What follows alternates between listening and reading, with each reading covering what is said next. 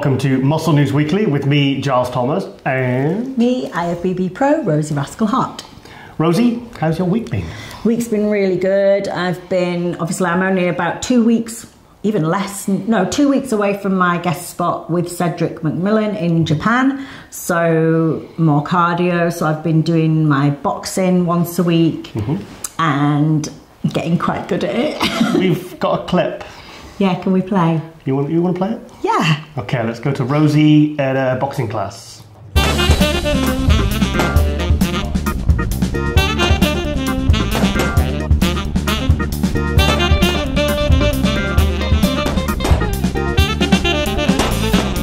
Yeah, so that's you. That was only my fourth ever lesson.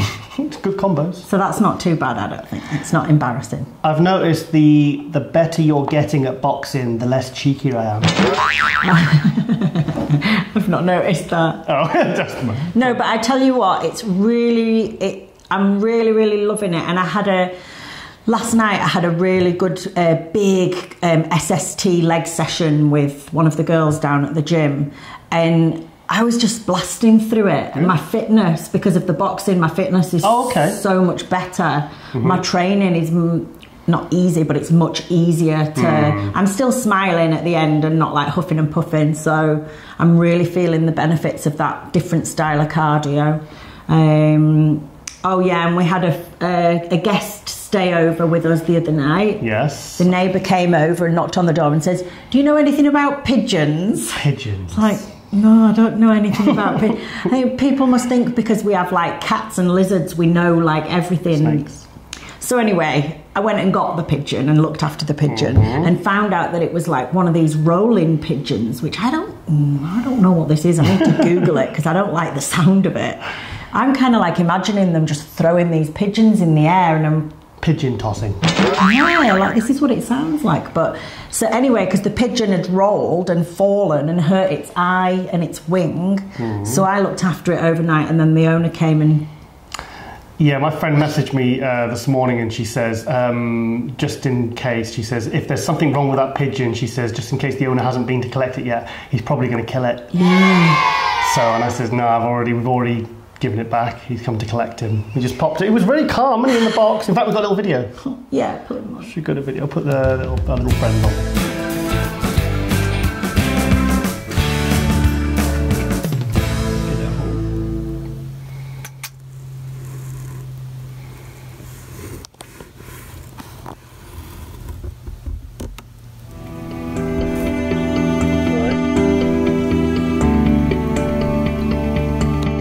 Yes, so that's our little overnight visitor we had. Yeah, well, the thing is, I couldn't leave him because he wasn't flying.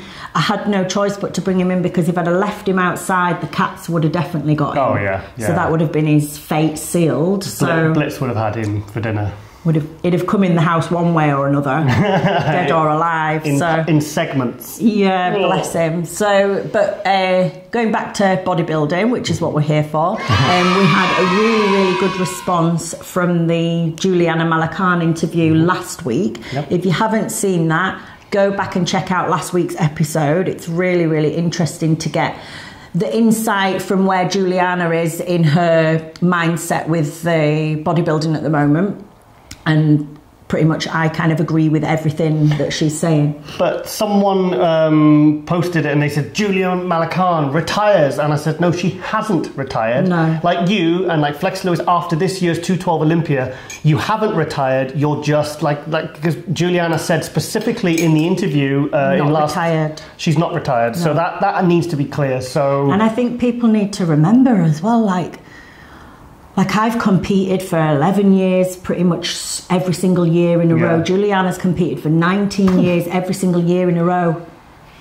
It's okay to have some time away, like for whatever reason. But yeah, we had I had lots of inbox messages from other female bodybuilders, other women's physique competitors, some big names saying thank you so much for doing the interview, thank you for raising some of the points, because it's things that probably a lot of people are scared to speak about, things that people kind of skirt around. It's a bit taboo as well, and nothing is ever to like try and put anyone else down. That's not the idea. It's not the point of bringing up these subjects. Yeah. And if you have any sort of controversial subject, there's always going to be a chance of offending someone on the other spectrum, but that's never the intent. Well, the picture you put up from the hotel room in Dallas when you won the Dallas Europa Women's Physique, that was your first pro show. You won it straight firsts. Should we show the picture? Yeah. Let's show the picture.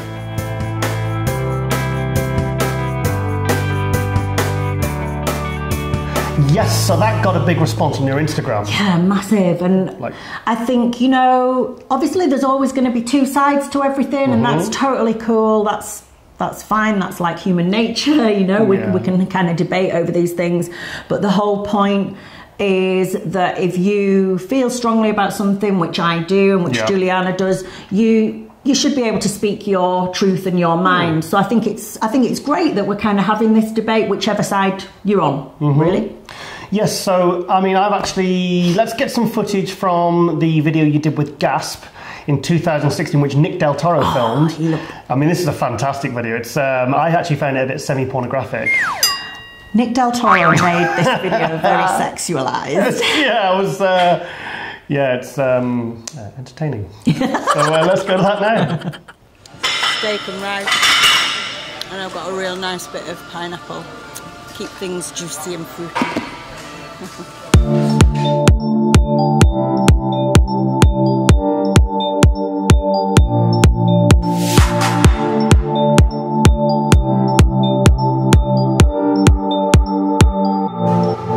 Hey, just got here at destination in Dallas. Going to do a little bit of training. Just got off the plane, come straight from the UK, you know, straight from Manchester in my little shorts. So let's see what it's all about here and get a little pump on. So less than 2 days out now for my pro debut, and very excited. So it's just the finishing touches, a little bit of light training, and then putting all the carbs in to fill out. So get that condition nice and sharp.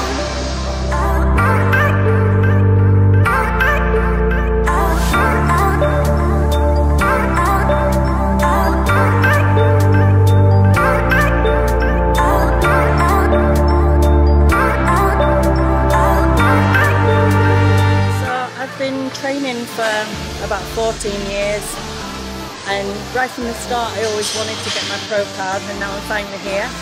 And to get my pro card I won the Amateur Olympia over in the UK, but it was straight firsts, and since then we've needed to work on trying to get just a little bit more muscle, because I'm always the smallest anyway. I always probably am going to be the smallest. But to stand on stage at the pro level, we needed to put on a little bit of muscle. I think I've gained about 3 pounds of muscle since I got my pro card. So there's just a little bit more density to my physique. But we're going with a pretty similar package to what got me my pro card. Just a little bit more fullness to stand up there with the big girls.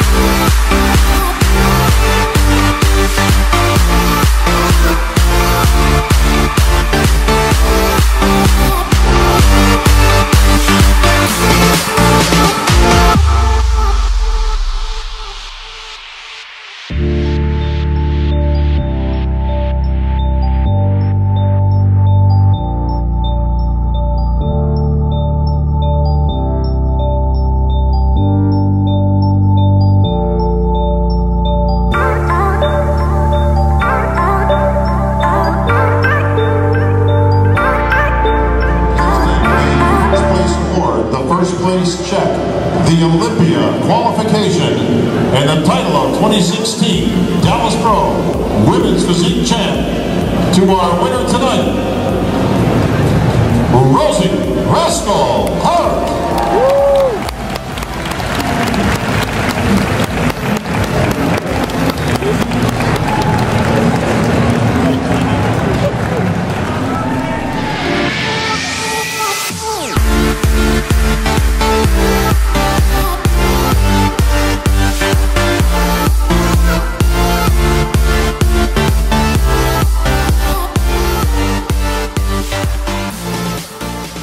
that was. Sorry, just I need a minute. So that.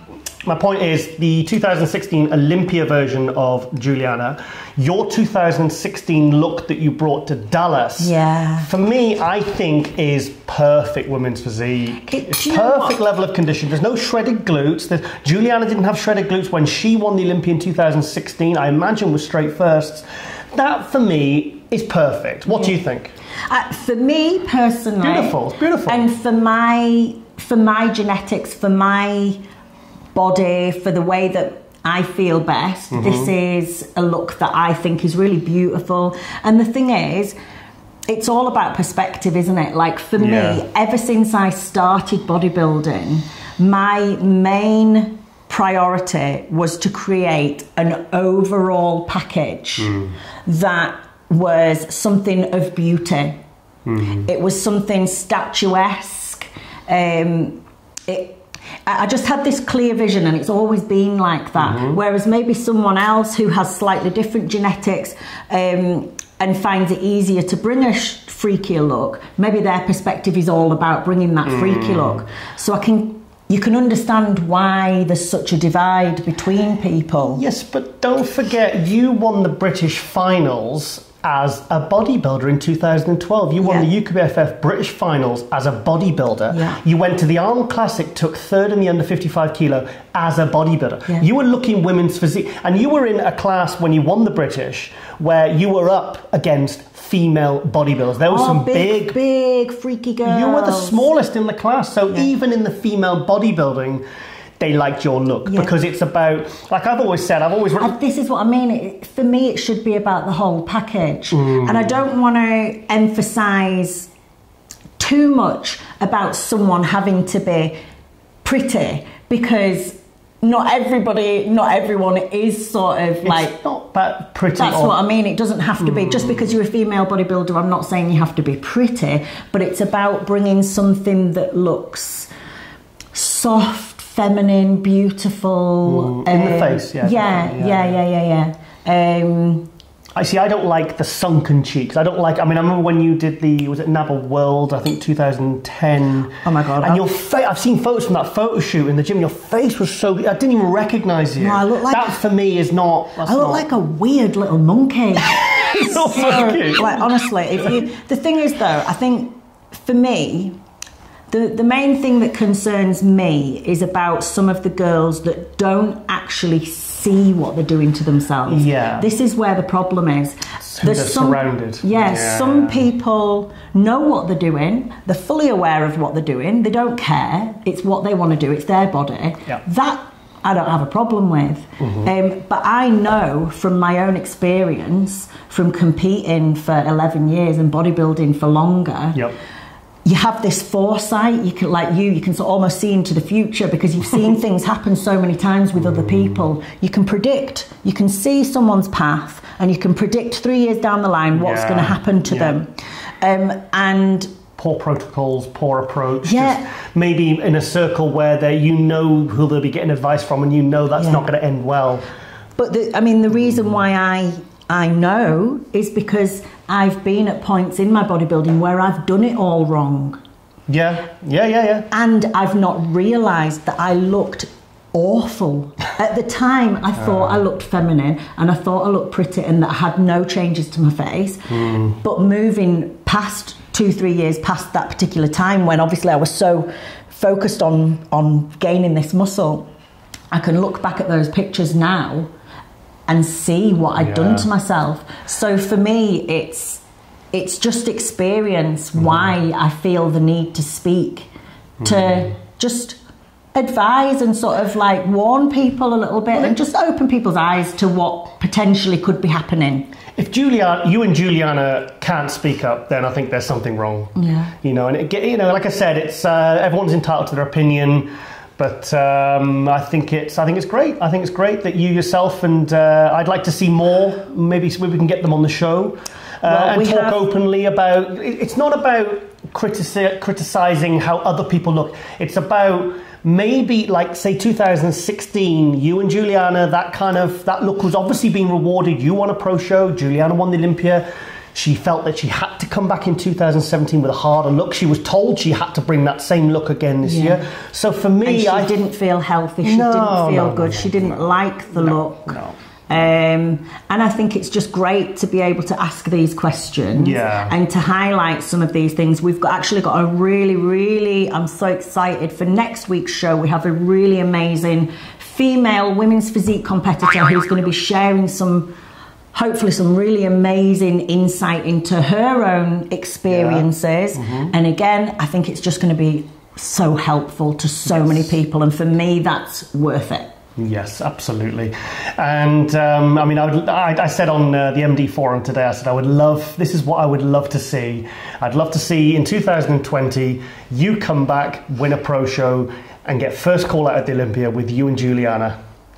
And I'd love to see Flex Lewis come back. I'd like to see that. And I'd love to see Flex Lewis come back as an open. I said that would be the ultimate. I'll tell you something interesting actually as well. Let me see if we can get some photos of my friend IFBB pro Natalie Schmidt in Germany. Oh, I saw. Women's physique competitor. She's been to the Olympia, I don't know how many times, but she's competed as a woman's physique. And she is now deciding, because she feels very much the same, that she's not really liked the pressure of how she would have had to come in to continue being a women's physique. She's going to be coming back as a master's bikini. So I'm so excited. So we're going to have to get some footage of this because she looks incredible. And this is one woman that trains hard. Like she trains every single day, and she has done since the age of 14. Every day. The only time she missed training was when we did the Wonder Woman dance show in Berlin, because her body was so sore. Oh wow! From contemporary dancing. Yeah. Oh, fantastic. Yeah. Okay. Well, that's it's all good news. Like I said, it's. If it starts conversations and it starts debates, then I think it's only a good thing. Yeah. So fantastic. Okay, this week we had a big thing on MD. We had Phil Heath on Ronline. Yeah. I've not actually seen it yet, but I've seen the response, and it has been very good for him. Oh, good. Because I think when these guys, some of these pros are with AMI and Flex, they're kind of hidden away. They were contracted, so they couldn't appear anywhere else. And it's a shame, because then you don't get to know, like I've spent time with Phil Heath. I really like the guy. He's we've bonded over Five Finger Death Punch, and it was really good, because I think the response, I think the reason a lot of people misunderstand it because they don't know him and they never had the opportunity to get to know him. Yeah. So to talk, and Ron said it went absolutely fantastic, and he was really, really happy. In fact, Ron didn't even tell me, because Ron Harris normally tells me when he's going to do them. Yeah. So he kind of kept that one secret. Yeah, sneaky Ron. Yeah. So so that was fantastic. I want to watch that, and then I'll do a little review next week. But yes, and Phil was actually sending texts to Ron, commenting about comments that AJ had made. Because AJ's a big Phil Heath fan. He says he's the ultimate swag ninja champ AJ's and all that. Hilarious. The comments on his telling me to do a duet with Cher. Yeah. Oh yes. If I can get her number, I'll just call her up. Cher, what do you fancy? Rosie Rascal here. I know you know who I am.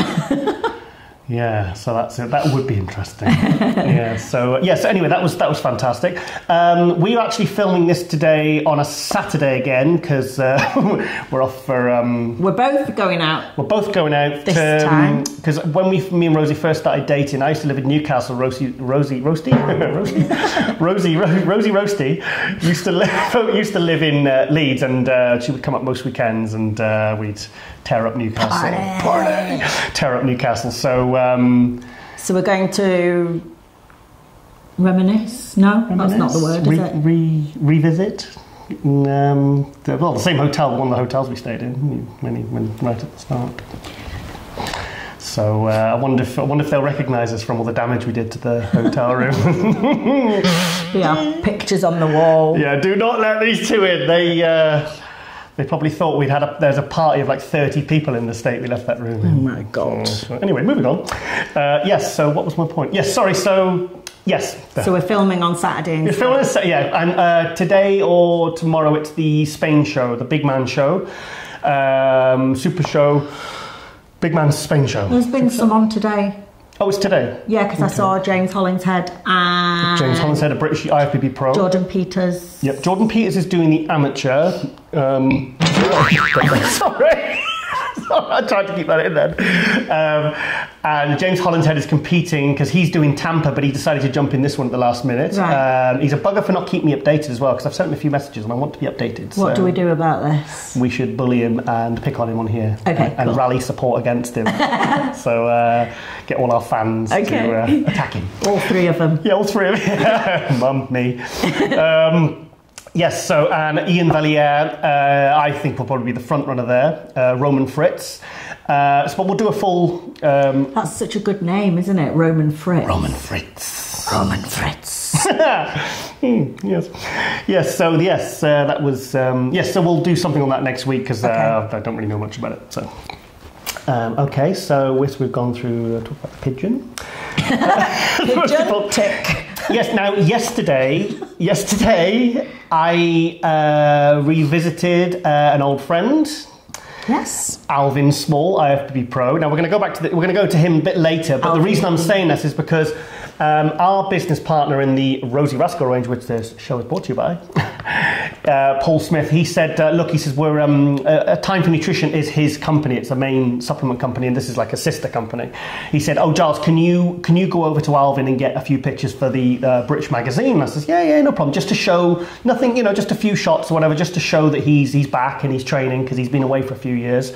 Hasn't competed for, I think it's 5 years, 2013. Okay. Yeah, it was the Prague show. And, but he hasn't... Oh, sorry, right. Yeah, carry on. I'm getting mixed up with different information here. So I went over and I dusted off my camera, and plus I used some lighting equipment, which I've never really done before in my photography, and I got some wicked shots.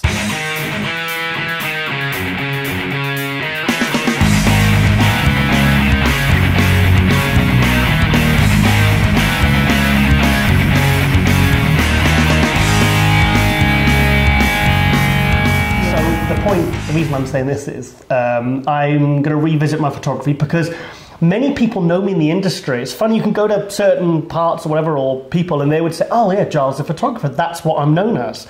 Now I've spent probably I started photographing shows back in '93 when I was 17. The Grand Prix, I've photographed Olympias, all the British shows, Europe shows all over Europe, every country you can think of. I've done a lot of gym photo shoots, and in 2011, MD got me doing videos. They sent me to Rotterdam to do my first video site with Rosie and Sybil. And then that kind of took off. And then I started doing a lot of show coverage, which obviously you and me now do for MD. But it kind of moved me away from my photography. And I've probably done, probably I could count on one hand how many photo shoots I've done in the last 4 or 5 years. And you know what? I've really missed it. Yeah. I've really missed it. In fact, you and Paul Baxendale, a good friend of ours, we were trying to push you into it, weren't we? Bullying me to get back in my photography, saying, Giles, you need to get back to it. This is your passion. And obviously I do the editing for this show, I do all the videography, I do all the, the writing and the show coverage. But the one thing I have moved away from, and all the writing and reporting, one of the things I have moved away from is my photography. Yeah. And yesterday I got such a buzz. Do you know what? For me, I just always thought it's like a skill, a gift. You did it from being young, and you got good at it, but I feel like there's so much further you could take it. Unfinished business. For me, that's something worth. I would really like to see you do that. I've had about 10 front covers on British magazines and American magazines. I've shots of Ronnie, which we used on front covers. Like I said, I just loved it. So on Tuesday, if you remember Chris Clark. Plus it means I don't have to pay for any photo shoots. So Chris Clark, who did the podcast with from Pump Media, he's with John Hodgson. Yeah, he's got he's a studio photographer. He does all sorts of photography. He does podcasts. He does photo shoots. I reached out to him and I said, do you do one-on-one? Because I said I studied photography in college for 2 years in Hereford College back in about 95, 96, and obviously now everything's digital. I feel like I want to go right back to the start and relearn everything as if I'm a complete and utter beginner. Yeah. So I'm going back to the start. So on Tuesday, I'm going to go over to Wigan and I've got a 3-hour one-on-one session. I'm going to go through, because I've done studio photography, I've done stuff like that, but I need a refresher course. Yeah, of course. But yeah, even just yesterday, getting the shots, I was like, oh, with lighting equipment. I'm really excited for you. So because I've always wanted to have an article in one of the big magazines, but not just my writing, but my photography as well, which I used to do in a European magazine called Body Fitness. So you never know, because we had a plan of setting our garage up as a little gym and studio for me, but maybe it's going to end up being a little photo studio. Yeah, I mean, with your clients and stuff, we could do progress pictures, we could do photo shoots for them, you could make it as part of the package. It's like I said, it's like Kevin Horton said to me, he said, look, Giles, he said, I was talking to him about this about a couple of years ago, the photographer, Kevin Horton, about 2 years ago. He said, look, Giles, you've got the eye. He says, you could just, what you need to learn could be done just from going out there and doing photo shoots and getting back into it. And I was like, yeah. So I'm going to start upgrading my equipment, relearn, and I'm going to get myself back out there with my camera. Good. So literally, I'll probably be at Steve Blackman will probably have us at one of the shows with a camera in one hand, the tripod on the other, trying to take the video, play-by-play, stage photos. Like those one-man band with like a drum and a harmonica and a guitar and... yeah, San Marino. That was tricky because I was literally, with this camera, I was trying to film the show, doing play-by-play, stage photos, running around getting pat pictures. Pretty crazy. Trying to grab interviews and then doing it. Oh, it was just so. But I loved it. I mean, obviously, you make the occasional mistake where you forget to plug a mic in or something. But I think we've. Yes, you do. Yeah, we've done that a few times. Yeah. Okay, moving on. Yes. Okay. So I'm going back to my photography, and I'll refer. This is relevant for something else later in the show. Okay. Yeah. So this is my first. The first Skype interview, because you did Juliana last week. We had this new software, Skype recording. Which the reason why we edited it the way we did without my voice, like the full interview, was because it was new software. We'd only just downloaded it that day. 2 hours before. Yeah, and the sound on my voice was not right, and it was like echoing, there was feedback, and then there was bits where there was just no sound. Sounded like you were underwater. So we were so annoyed, but it worked okay anyway, so we just edited my whole voice out, and then we just discussed it. Because I saw it, and I went, I've recorded my voice properly, and I was like, well, do you think we should just redo it? And I watched all the footage, and I thought, this is good stuff we've got here from Juliana. Yeah. She's really, to get it to do again and then trying to find the time. I just thought, do you know what? We'll make it work. Plus she was moving house and stuff, and I don't even want to ask her if she's got time again. I think you're a right couple of divs. I know, can we do it again? We've got to press the button. Anyway, I think it worked quite well like that in the end. So anyway, but you've done it, and you've done it with your voice. I've done it properly. Yes. In fact, actually, I was responsible for the last one. So, so that was my mistake. So I'm not going to give you too much shit for that one. Yes, with Nicolas Vullioud. Yeah. He did say I actually said his name wrong, right, but I've completely forgotten how. So doesn't matter. So let's go to Nicolas V. Big V. Big N to the V. V dog. So yes, and well. Yeah. Okay, big welcome here to my good friend from Switzerland, Nicolas. How do you say it? Vullioud. Vullioud. Oh, right, okay. Yeah. So I have been saying it wrong all these times. So last time you said it properly, so that's fine. Oh, sorry. Okay. Yeah. Cool. Okay. Well, thanks for coming on, and I think we want to know how Portugal went. That was a really nice show, and the organization was amazing, and I was, of course, really happy with the result, even if my first goal was to get the win. But yeah, that was it was a tough lineup, and Hadi was also just amazing. So it was really hard in Portugal to beat Hadi. Yeah, I think you made massive improvements from last year. So, I mean, how hard was it to make 212 last year when you did the Charlotte Pro? I was a bit lighter than this year, probably 5-6 kilos lighter. So. Oh, really? Yeah. And last year I didn't change anything with the diet. I think we kept the diet until the day we reduced a bit the carbs, and I was okay with the weight. This time, yeah, we had to reduce the carbs for like at least 1 month just to be ready with the weight.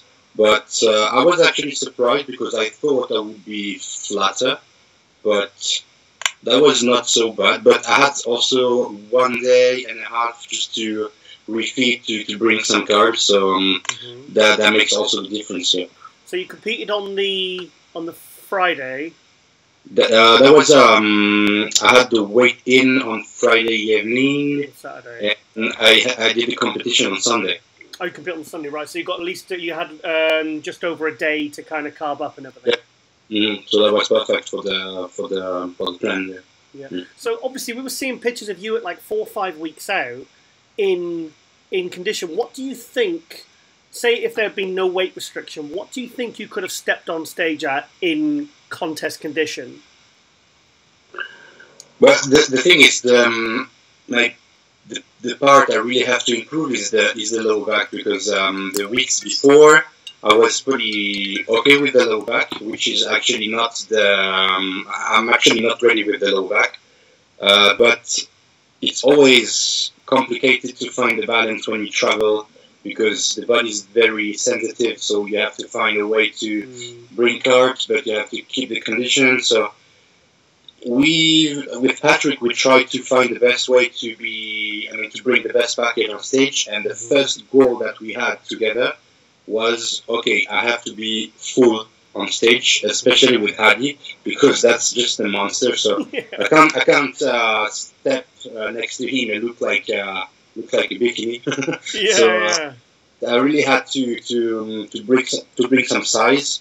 So the condition was okay, but of course I can do probably much better for Tampa. Yeah. It's funny when you said about you think you got legs and then you got next to Hadi. It's like the guy's got some of the craziest legs. Yeah, but he's a freak. I mean, the legs are it's like a rock, and that's also probably some maturity that I don't have, and I probably need a few years just to get this this look. And but to be honest, I'm satisfied with the package that I brought that day, because to be honest, I couldn't do better. With the condition, the situation, I couldn't do better. So that's a good point. Honestly, man, I thought you looked absolutely fantastic. Now, as soon as you got second, I think the first thing I did was message Patrick, your coach, Patrick Tour, and I said, get him in Tampa. I said, he needs to do Tampa. I said, because I saw a post you put up where you were responding to someone on Instagram, and you said, next year I'm going to go open. And I thought, no, because we've got to get this kid at the Olympia this year. It's Flex Lewis's last Olympia. So I said, you've got to do whatever it takes to get you to Tampa. So I'm really, really happy you're going. So when was that decided? Well, the thing is, if I could, I would do like 6-7 shows in a year. If I could. The thing is, it's money, So I can't travel like 6-7 times a year just to do a show, especially in the US, because I live in Switzerland, so it's very expensive. If you take a flight, it's like 2,000-3,000 just for the flight, and I don't count the hotel. So it's a lot of money. So I said, if I have money, I would do it, but I have to stay in Switzerland, I have to come back and work, and I have to pay my bills. So that was actually my plan right after the Portugal Pro.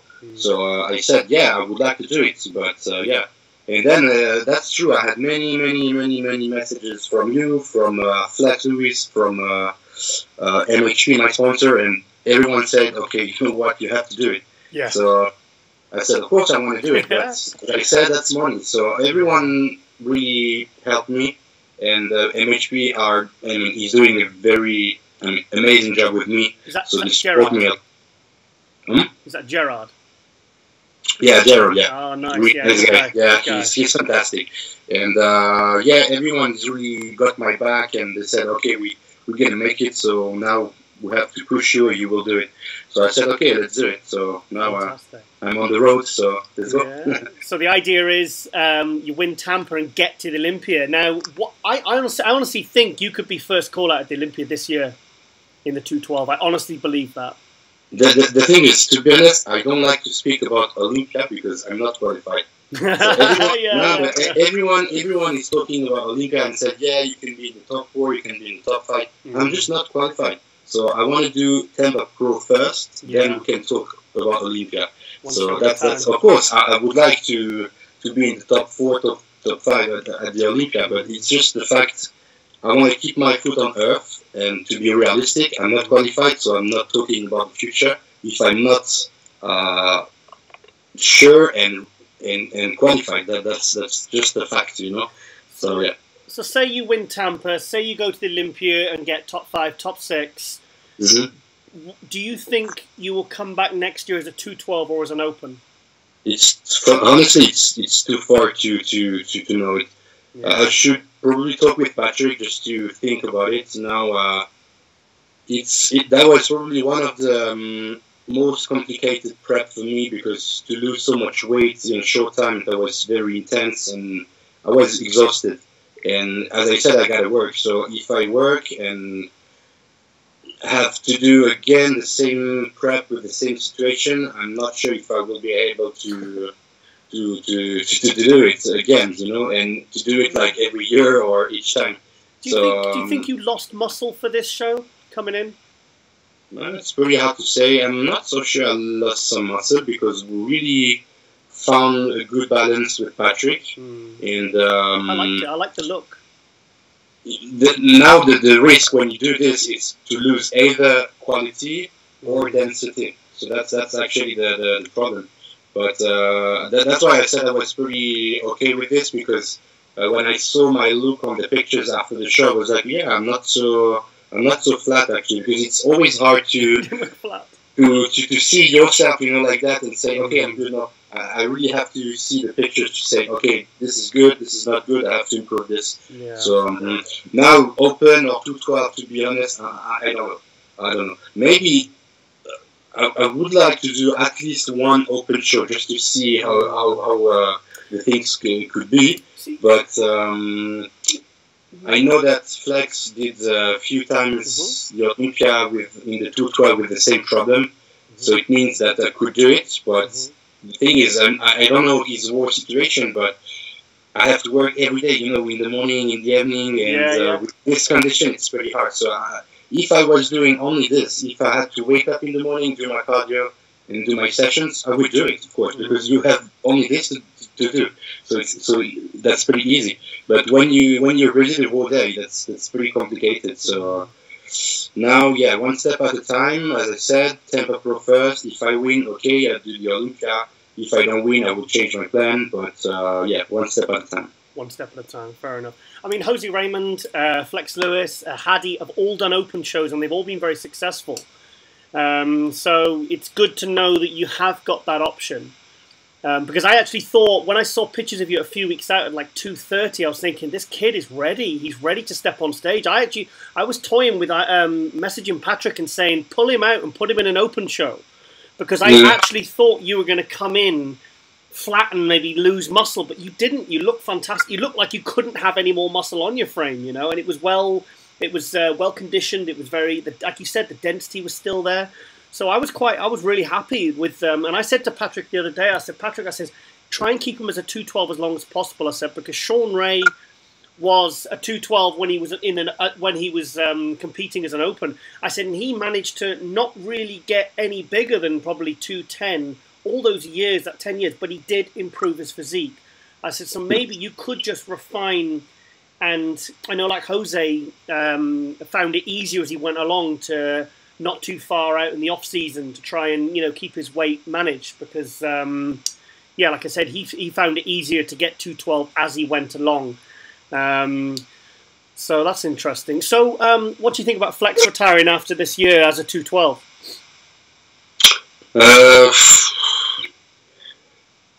That's his own decision, so I respect this, of course. Now, I think no matter what, if he stays or if he really leaves the 212 division, it's going to be very tough because all the guys who are coming in the business now, they all look really great. If you check Hadi, if you check Derek, if you check all these guys, that's the new generation. So even if Flex stay, I think it's going to be more competitive no matter what. Now, I think that could be interesting just to see him in the open, just to see what he can do.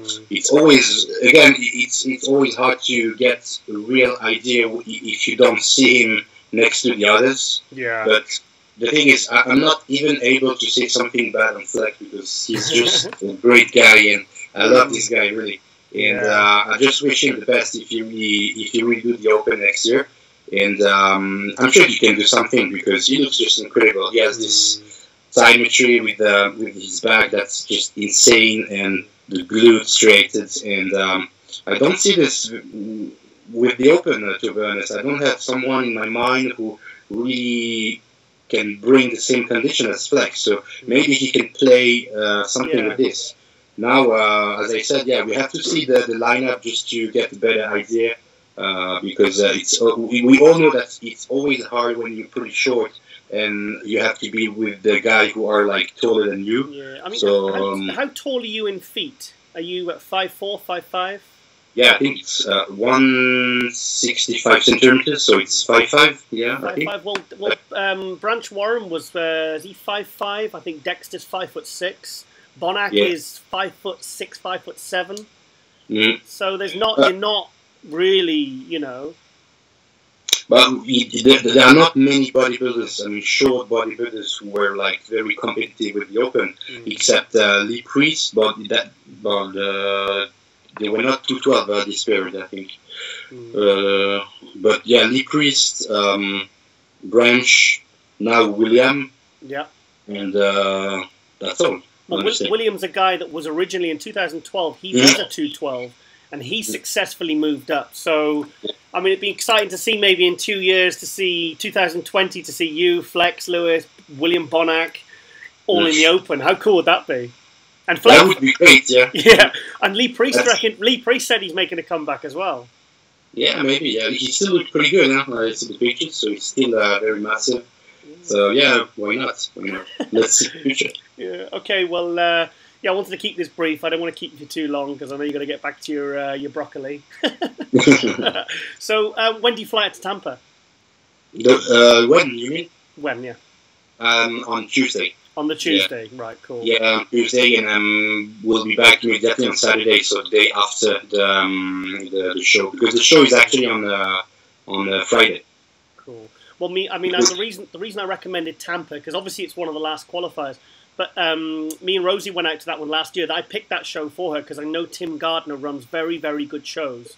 So that's why I said to you and Patrick, I said that honestly, the Tampa show, you'll get really well looked after. It's a very well organised show. And like I said, me and Rosie were made to feel very welcome last year. So I've, hand on heart, recommended that show. And you'll definitely have a good experience. And I just really, really hope you qualify. I want you to win. And I want to see you at the Olympia. So... yeah, we'll see. Well, the team did a really great job with the Portugal Pro show, so I don't doubt on the fact that he will do something great with Tampa, of course. He was also very nice and very kind with everyone, so yeah, I can't wait to be there and to step on stage again. So I'm looking forward there. Yeah, all right then, Nicolas. Well, thanks for taking the time, mate, and thanks for coming on Muscle News Weekly. And like I said, I'm sure you'll keep us updated for future episodes. So with Nicolas Vullioud, I'm Giles Thomas for Muscle News Weekly.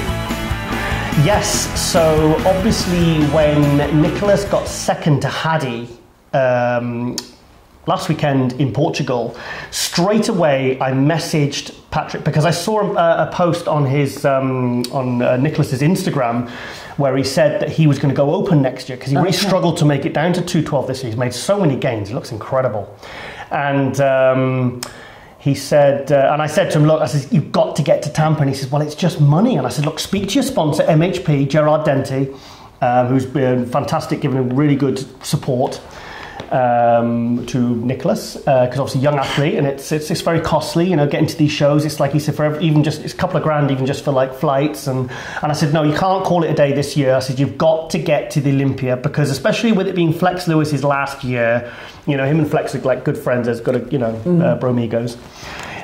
You need to speak to him and do whatever you can to get to Tampa. Yeah, get one of those 212 years under your belt. Exactly. I honestly think he'll win Tampa. And I would be very, very surprised if he wasn't in a very good, I reckon 5th to 8th around Olympia. Yeah, I was going to say top 6. And I actually said to Patrick, I said, look, Patrick, I know it was a struggle to get him down to 212 this time, but I really, really, really believe that you should hold him back.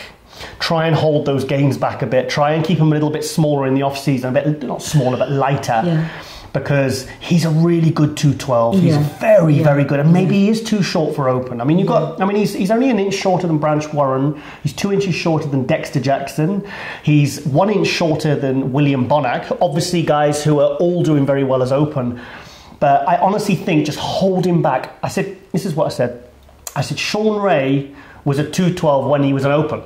He was only around 210, but every single year, Sean Ray refined his physique and improved his physique to the point where he was probably the same body weight. Didn't have to be heavier. Exactly. Yeah. It's not just about coming in heavy. It's not just about coming in bigger. My weight's never really, like, it did differ a bit from when I first got my pro card, but then the rest of my shows, it's always been about the same weight, but look like quality. You look at the pictures, every single physique's like a different body. Yes, exactly.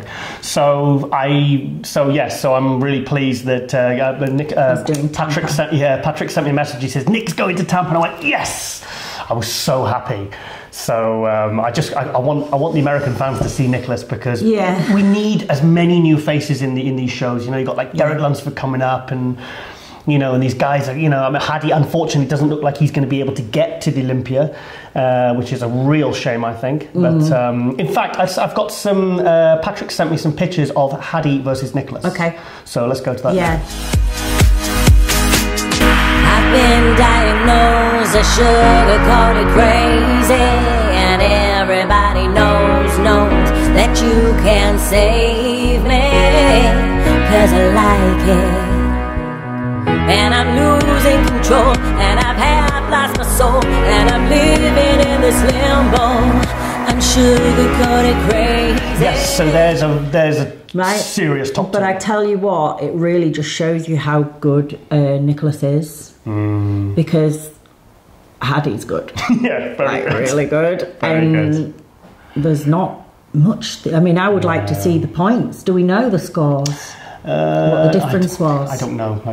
Because it must have been quite close, I think. I remember last week when I said I had a theory about Hadi at San Marino. Yeah, remember Dennis James said no, he weighed in 212, or he was 212. It was like 224 or something. Well, Hani Rambod, Hadi's coach, confirmed that, I believe, that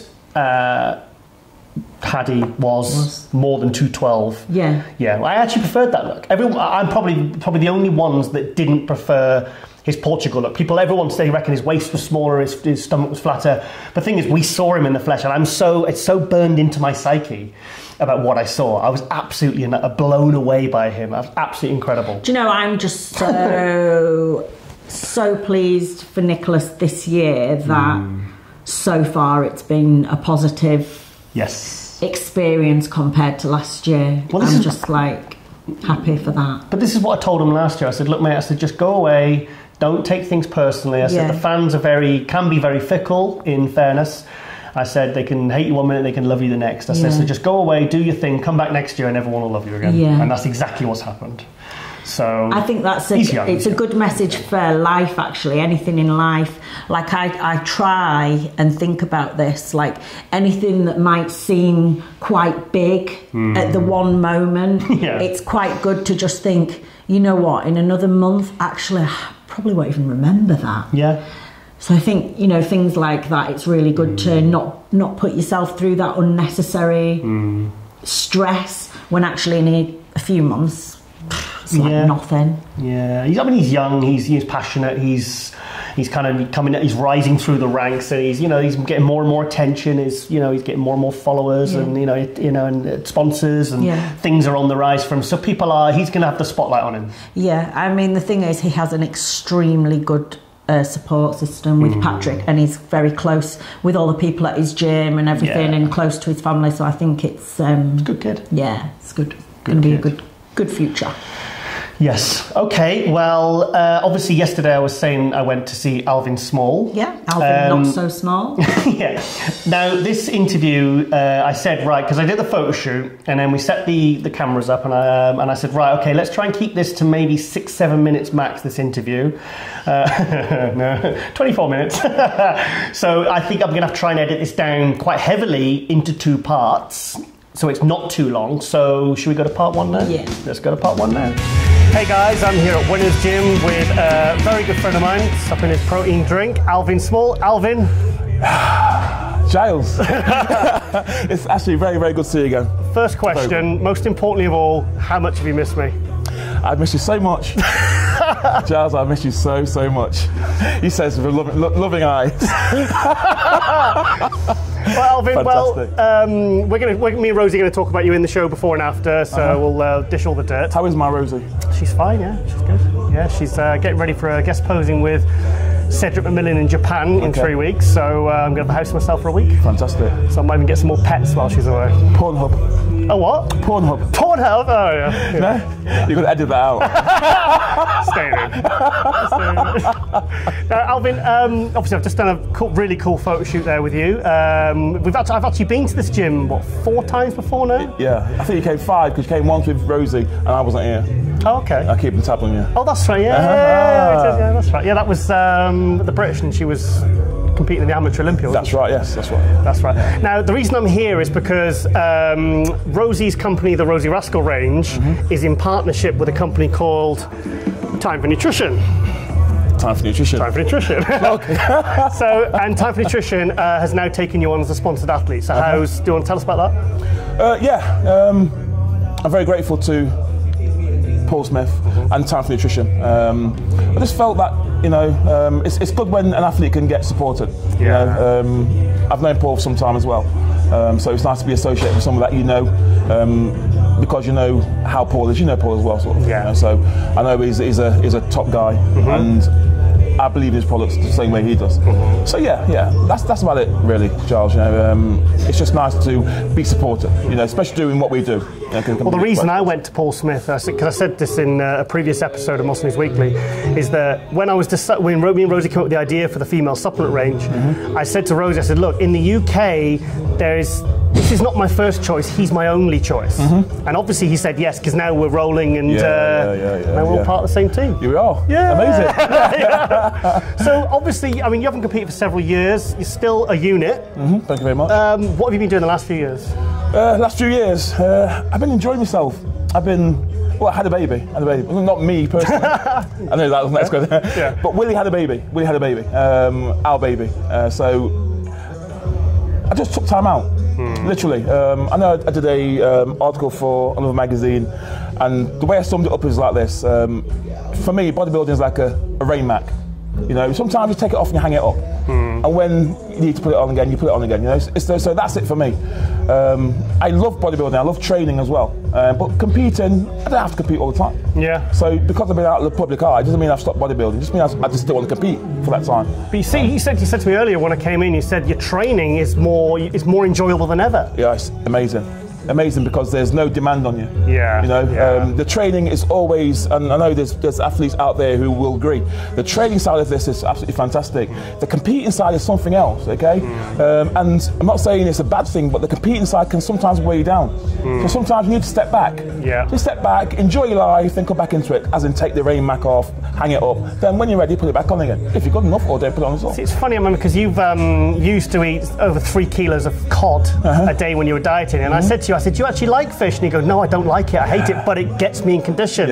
You were willing to do that, eat 3.5 kilos of cod every single day because it was a means to an end. That's right.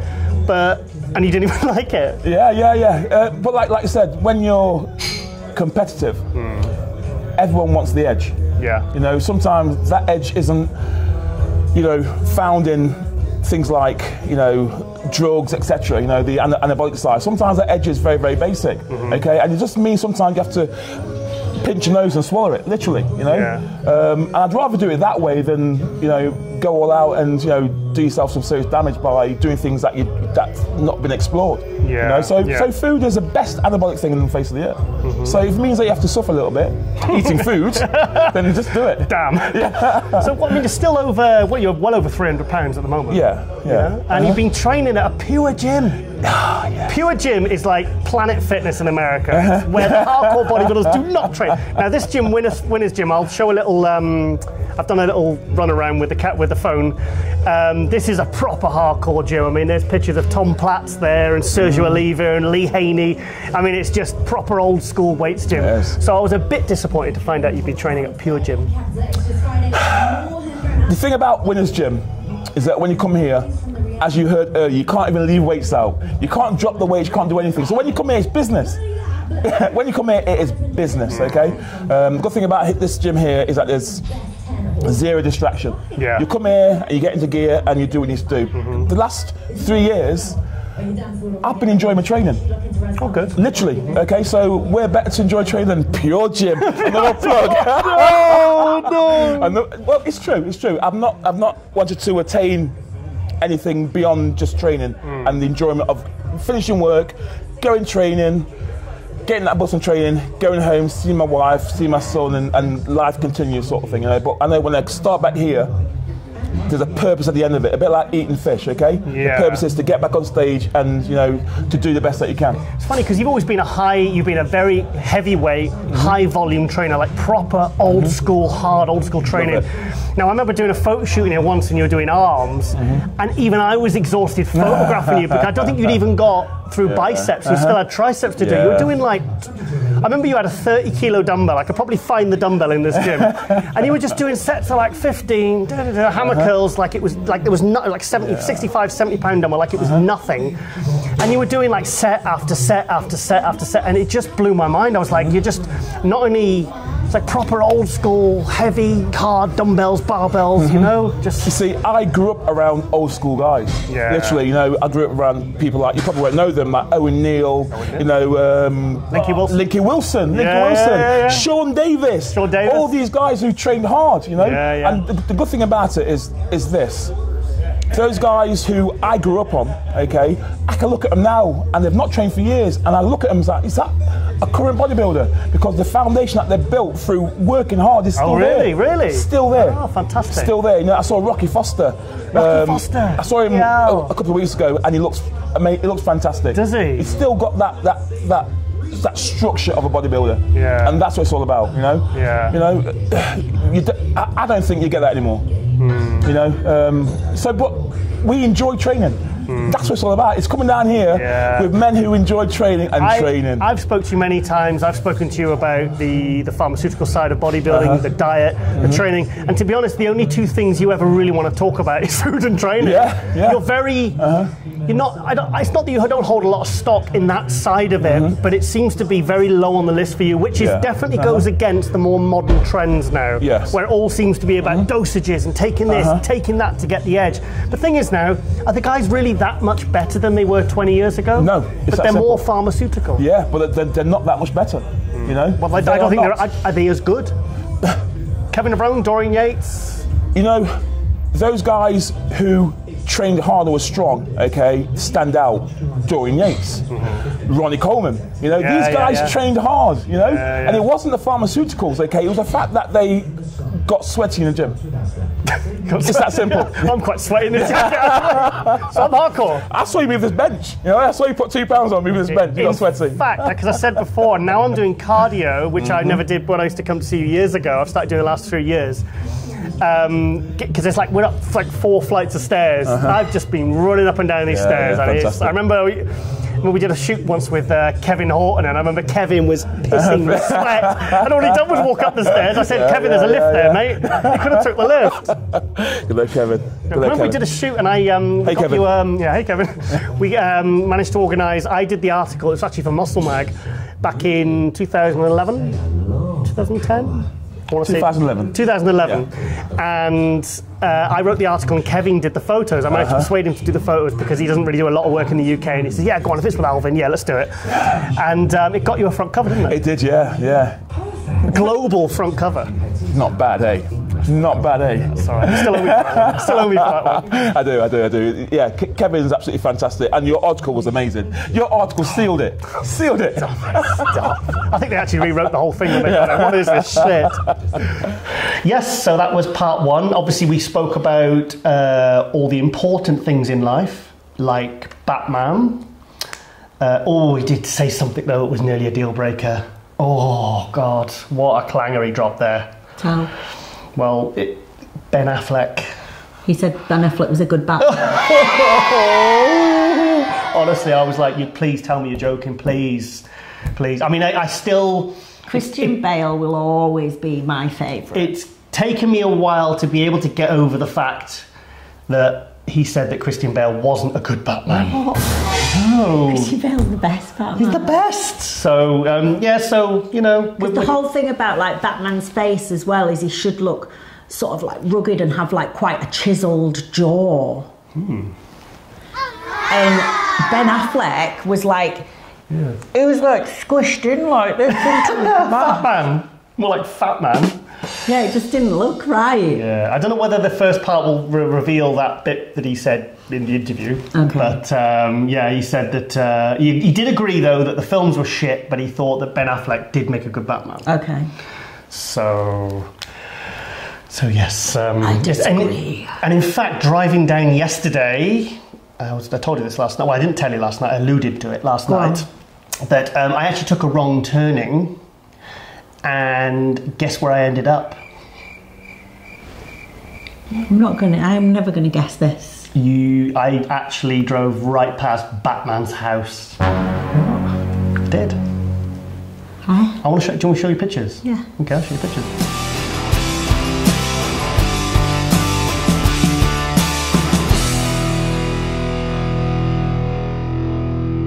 Yes, so Woollerton Hall is actually in Nottingham.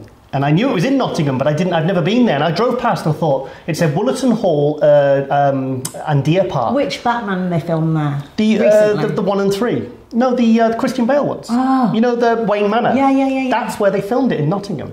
That's so weird that you ended up going past it by accident. Because I thought, Woollerton Hall, that rings a bell. And then it ding ding. So I drove past. I was cool. I was proper excited. So yeah, a bit of a Batman themed day yesterday. So so really good to see Alvin. Yes, Star Wars. Yes, that's that. Funnily enough, that's my mug. Yes, so it was really good. Oh, no, people are working out. People are working out. Come on, man. Come on. So I drove past Batman's house, so that was very exciting. Yes, so that made my day. And then I saw Alvin, and it was even better. Okay.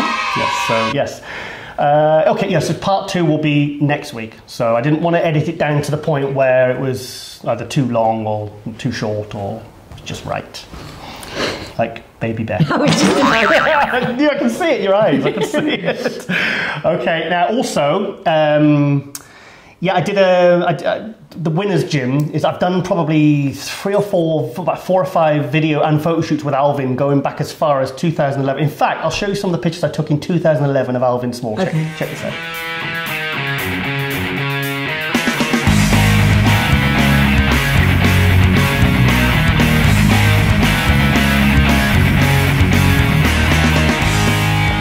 Yes, so, and also I'm going to show 2 pictures when Alvin did his pro debut, because he won the 2010 UKBFF British Finals. He won the super heavyweights and overall, got his pro card, went straight in 5 months later to the British Grand Prix.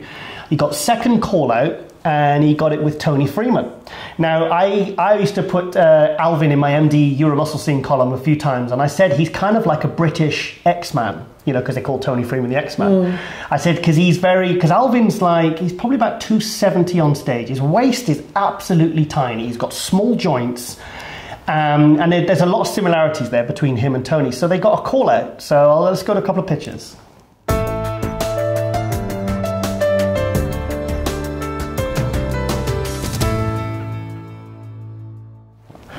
Yes, so that was Tony and Alvin. And I think Alvin compared really, really well. Yeah. Really, really well. He took 8th place there. And then a week later, he took 9th at the Mr. Europe, which was one of the shows that Flex Lewis did as an open. And I tell you what, Alvin looks so cool in his little V-neck tank tops. He wears like shirt, doesn't he? And then like a smart little jumper tank top, and he's like, because he's so big. It's huge. And I hope he doesn't mind me saying this, but he's been off supplements for 4 years and he's still over 300 pounds. In fact, this Winners Gym, let's go to the Winners Gym guided tour. Okay.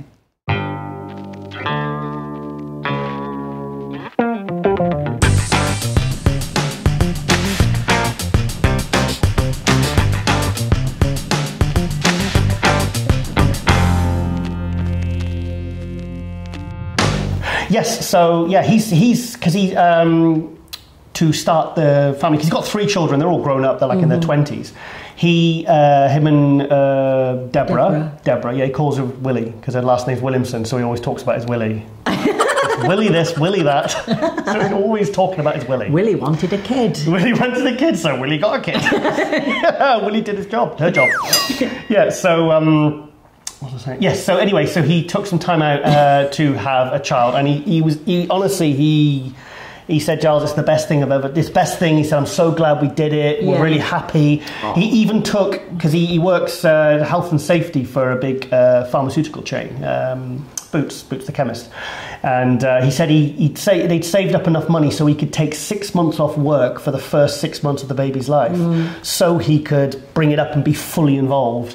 And he looks so healthy. He looks the best I've ever seen him. Because as soon as I saw the pictures, I said, he looks like Idris Elba, but like Idris Elba a totally hench version. It's funny because he looks like Idris Elba in the face. He does. And in fact, do you know where he's been training? He's been training for the last couple of years at a Pure gym.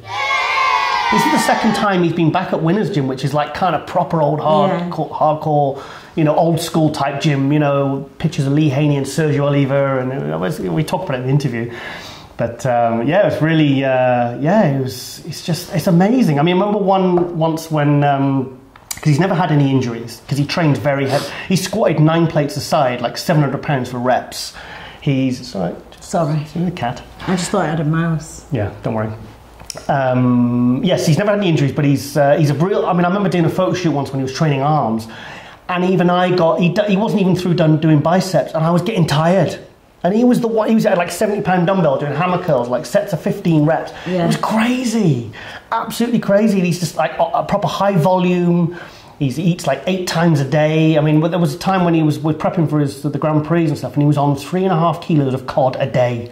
400 grams 8 to 9 times a day, and he said he doesn't even like cod. So, I mean, he obviously believes in cod. Oh, just cricked me. Yeah! Success. It's always a good day when she hurts herself. So anyway, my point is about Alvin, which I've totally forgot now. He's had a baby and he's happy. Yeah. And he's still hench. Yes, so he's huge. So he's going to make a comeback, and he wants to do maybe the New York Pro next year. And I'm angling for him to work with Patrick to bring him in its best ever. How cool would that be? Because I said to him, would you consider working with a coach? And he said, Giles, I don't want to take that kind of amounts of stuff. Right. And I said, yeah, but work with Patrick then. I said, Patrick's very sensible. I said, tell him whatever you want to feel comfortable with, and let's work. My God. How cool would that be? Because they get on really well as well. Yeah. I'll probably be like Avramis. I'll end up getting jealous again. Yeah, so getting jealous, being left out of things. You're gonna have to start getting coached by Patrick. Yeah, whoa, coach for what? Just to look badass. But I do look badass. You could be badarass. Badarassery. Badarass. Okay. So I've completely forgot where we were. Yes. So Alvin. Look at the list. Look at the list. Okay. Well, that's enough about Alvin. Like I said, we'll do more on him next issue. In fact, actually, I want to show a front cover that I set up for Alvin. Okay. But this is when I did a photo assignment for Muscle Mag with Kevin Horton. I actually messaged Robert Kennedy, the publisher of Muscle Mag, and I said, look, because we'd done one with Zach Khan the year previously, big success. And Robert Kennedy says, okay, if you can get Kevin Horton, he says, the only photographer we would like to work with in the UK, if you can get him to do the photos, you can do the article. So we set it up. Kevin came up to Nottingham. We did a really, really fun shoot. It's funny because me and Alvin were talking about Marvel films, and actually as the shoot was going on, it's funny, and Kevin went, and Kevin's there, wait, and he goes, guys, can you, oh sorry, we're supposed to be training and doing a photo shoot. Yes, so it actually got a front cover. This is what you always have to be aware of when Giles is around. He talks and talks. Do I? Yes. I'm quite quiet. I think I'm quite reserved. The worst time of this is if I'm on prep and I'm really tired and I don't want to socialise, and we're at the shows, like if I'm ready to compete, I don't want to speak to anyone, I just want to be in the hotel room, and I'll say to Giles before we leave the room, right, we'll go down and do this, but don't speak to people for long. Just obviously be polite and stuff, but just please will we not stay for too long. And then we'll see someone we know and he stands there, and after 10 minutes I'm like trying to give him the eye contact to say stop. Actually, when that happened the last time I was at the London show, I'd like to show a little video of when I was downstairs when I said I was only going to be 10 minutes. And you'll have to try and guess who the people are in the video. Okay. Is Michael Hearn a natural? Yes or no? Natural what? Is he on steroids or not? Don't worry. On them? Is Michael Hearn taking steroids? Is Michael Hearn taking steroids? No, he's not. Taking them where? Okay, we won't go into that. I like Mike though. I really like Mike. Epic hair. No, he's got great everything. What about swag? Dogs. He's got dogs. He's got everything. Have you seen Michael Hearn? Hearn's got them dogs on the airplane? When he gets first class. Michael Hearn's natural. It's Striker. Striker the dog. Mike is the good boy. Nah.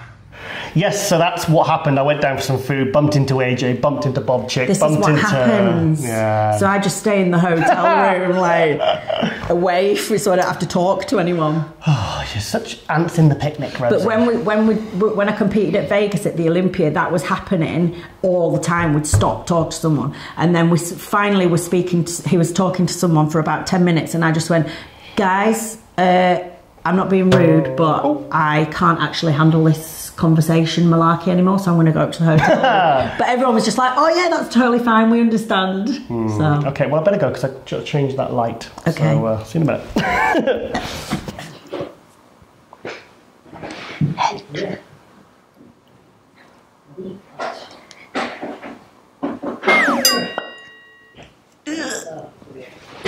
Totally hedge. I better race through this now because I think it's falling down a bit. What are you doing? Nothing. Okay. Yes, so I fixed the light. Yeah. Fully charged, so we're good. I can be illuminated again for my loving public. Okay. Right. Heath versus Rami. Okay, now we're going to talk about this as it gets closer to Olympia, but I have got, as I like to put it in the Nick Vision videos. So this is a really cool video. You've got to see this.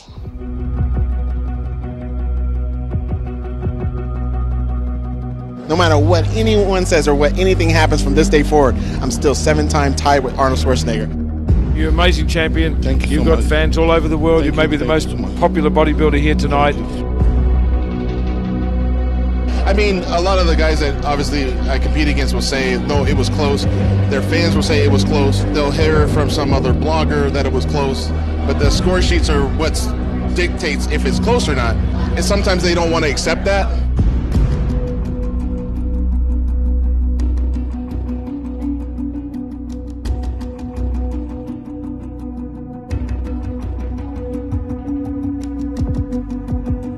Rami he can win. All he has to do is just match Phil's condition. I'm very excited to peel this down and shred up, bring that 3D crazy. Yes, so that's building hype between Heath and Rami. I wouldn't be surprised if Rami isn't even second this year. Who do you think? I think Rolly's going to move up. Yeah. I think Rolly's going to move up. You can never ever count out guys like William Bonac who've moved up every single year. Yeah. 13th, 8th, 5th, 3rd. Who's to say he can't get second this year? And also, I've been doing it for the last 5 years, is writing off Dexter Jackson. Yeah. Since 2012, every year, everyone says, well, he's going to be starting to decline now. He's going to be moving And then down. he just comes like sharp as nails. First call out, and he's right next to Phil, and you just think, oh my God, he's still bringing it, bringing it. In fact, I'd love to get Dexter on Skype. Maybe I might not freeze this time as well.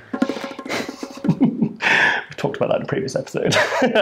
Go over, because I think next year I want to go to the New York Pro with Alvin, and I want to do like some documentary photography. I was speaking to Paul Smith, our business partner in the Rascal Range, and because Alvin is so, going back to Alvin again, sorry, he's so popular, it's like he doesn't have to win a show for him to be irrelevant if he doesn't win. Yeah. Do you know what I mean? So in that, you know, it's good to be able to, like, I'd love to be able to go to Tampa with Nicolas in a couple of weeks. I'd love to go because I think he's going to go by himself. So I actually messaged Tim Gardner and I said, look, you know, please look after him. Give him. I mean, he would anyway, because when we went to Tampa last year, we had a really warm welcome, didn't we? I felt very well looked after. All my pro shows, I felt like that.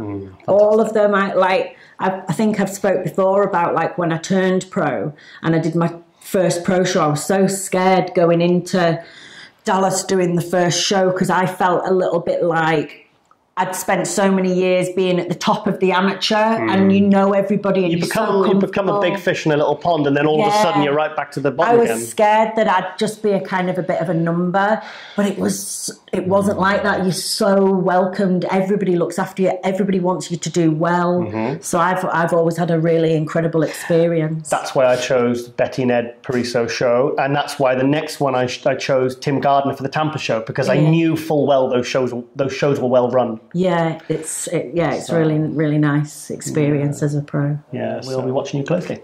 Through the keyhole. Yes, so... oh, not him again. Lock the keyhole up with some tissue. Okay, Rosie, now I'm going to show another Nick Vision video, Dorian Yates, and do you know why? No. Because it's a really cool fucking video. That's good enough reason. So, let's go to that now.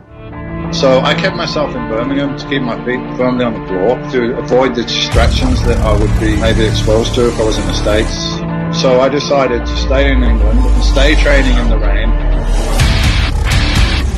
stay in that gym,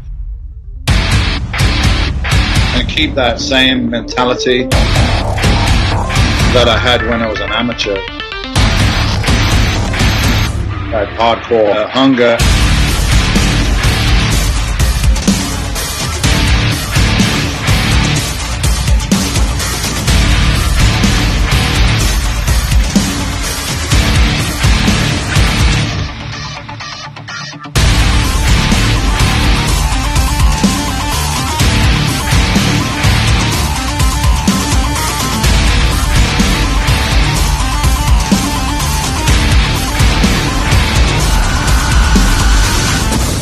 Yeah, you can't get enough of Cool Dorian.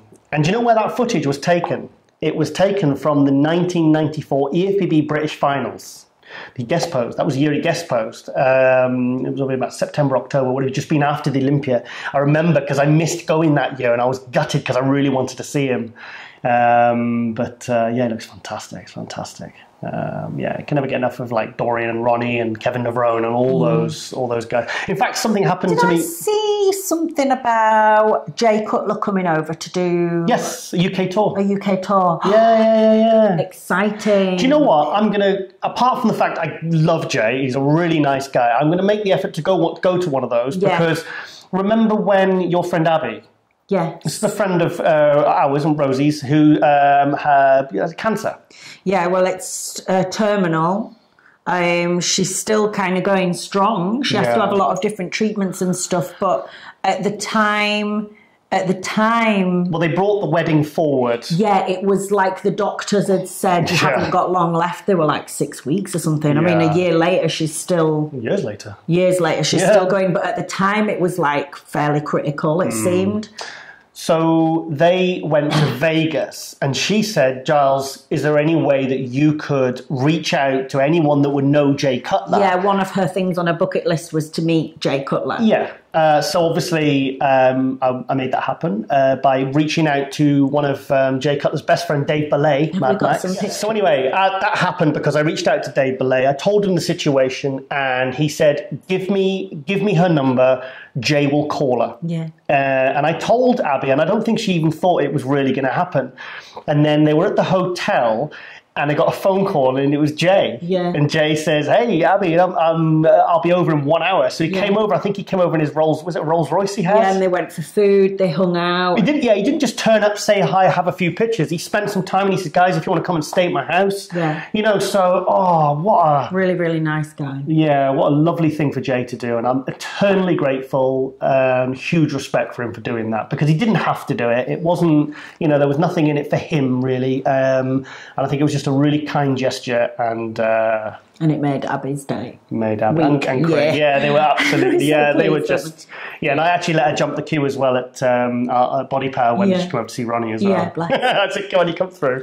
Yeah, so so that was just a nice little thing, and obviously I've got big respect for Jay for that, always. So now we're coming to the absolute end now, so I'm going to burp again. Sorry, disgusting. Oh my God, it was like you sicked a little bit. It was just green tea. Green tea with mint. Yes, okay, Rosie. Now, remember every week, well, not every week, because I took the last one out of last week's because it was running too long.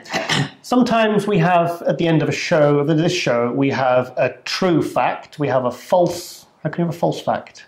Can you have a false fact? God. We have, okay, it's true, not true, slightly true. You like Donald Trump with your double negative. Wouldn't. Oh God, that was so funny. No, what I meant to say was not would. Meant to say wouldn't. So, anyway, so let's not get into politics on this show. We don't want the backlash. Definitely not my forte. Yes, I'm forever. Yeah, go on. Yes. Explain. 2 years ago, I was Ronnie Coleman's bodyguard.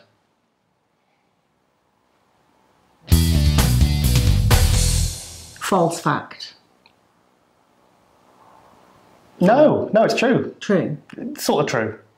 It's more towards true than it is towards slightly true. Okay. 2016, remember at Body Power? Yeah.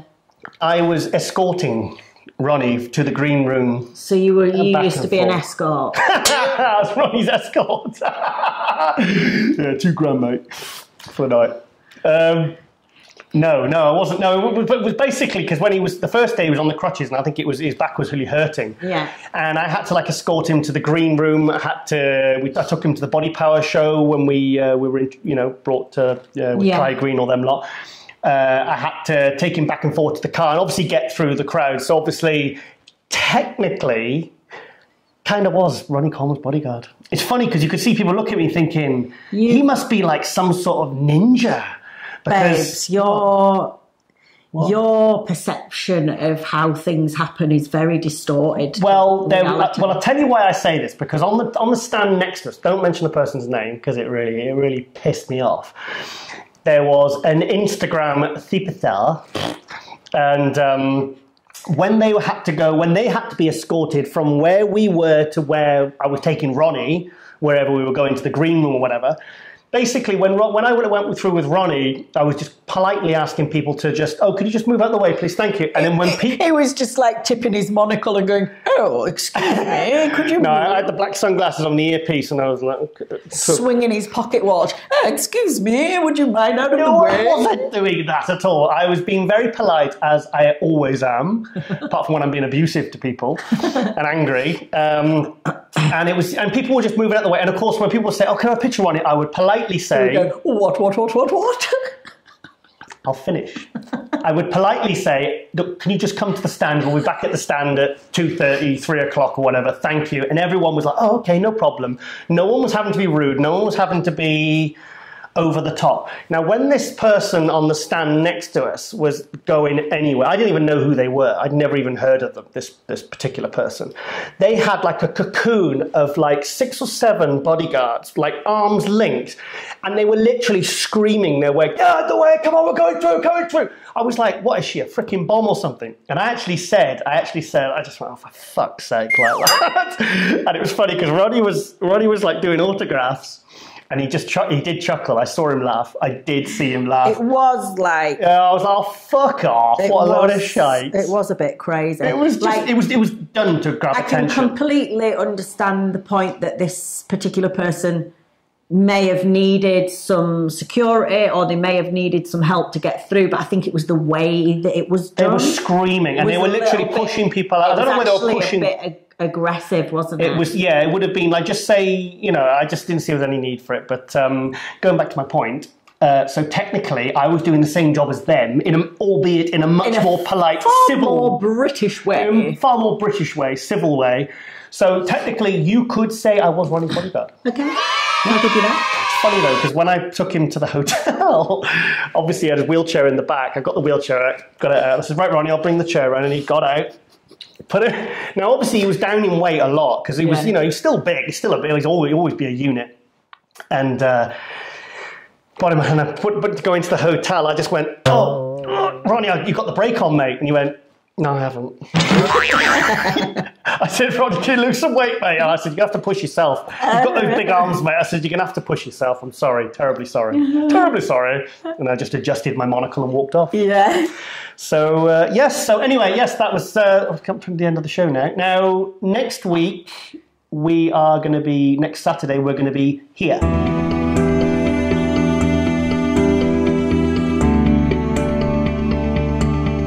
Yes, so we're going to be at Muscle Hustle. Yeah. An RCSS. RCSS, I'm thinking of Ronnie on the break. A Rosie Rascal account. So account visit. So, yeah. And actually, I don't know whether anyone's noticed, but I'll let you in on.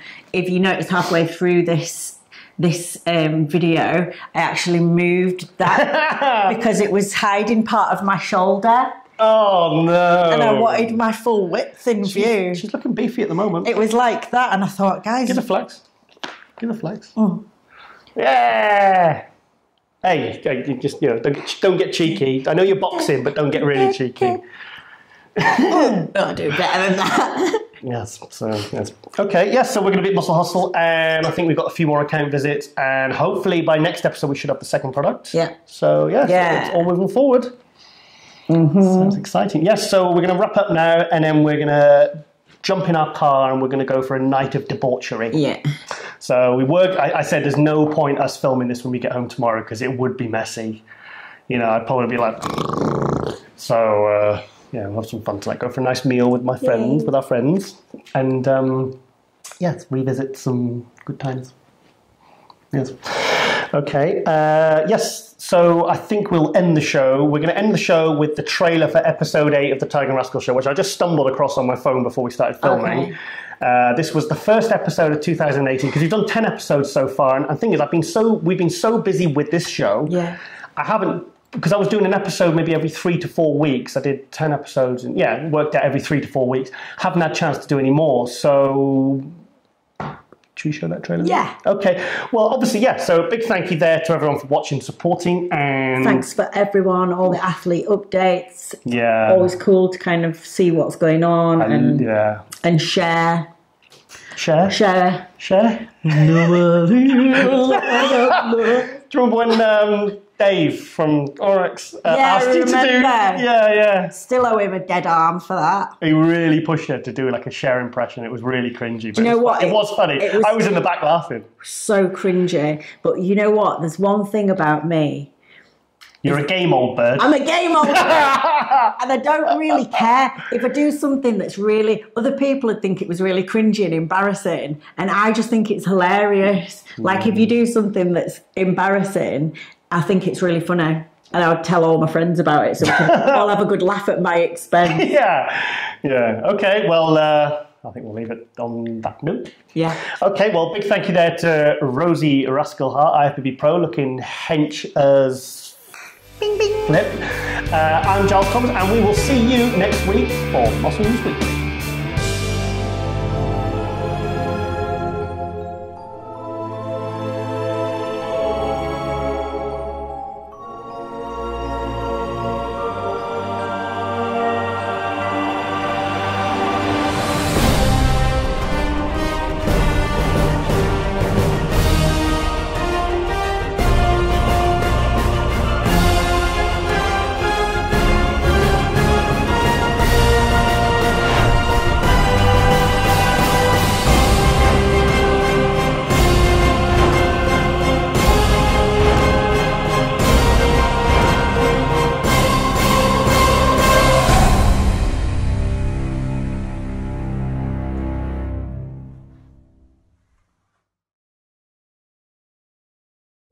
Yeah, lovely. Cheers. Test. Grab it to my one. Decker.